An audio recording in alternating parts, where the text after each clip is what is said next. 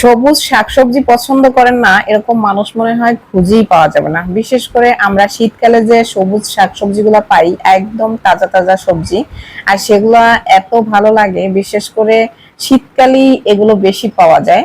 আর এটা হচ্ছে শীতকালীন একটা ভিডিও, মানে শীতকালীন সবজি দিয়ে একদম দেখেন তাজা তাজা সিম, আর ওগুলো আমরা বলি আগ্রা, আপনারা কি বলেন জানি না, ওই যে ডাটার মতো দেখা যাচ্ছে। আর হচ্ছে আলু দিয়ে, টমেটো দিয়ে, ছোট মাছ দিয়ে হচ্ছে আমি একটা তরকারি রান্না করেছিলাম। গ্যালারিতে ঘুরতে ঘুরতে হঠাৎ এই ভিডিওটা সামনে আসলো, আর শীতকালের কথা মনে পড়ে গেল, এই সবজির কথা মনে পড়ে গেল। ভাবলাম যে ভিডিওটা আপলোড দিয়ে দেই।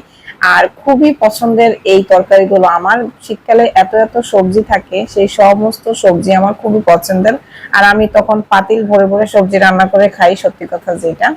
তো এই তরকারিটা কিন্তু আমার খুবই প্রিয় একটা তরকারি। হঠাৎ করেই আমার সামনে আসলো গ্যালারিতে ঘুরতে ঘুরতে, ভাবলাম ভিডিওটা আপলোড দিই, আপনারাও একটু দেখেন।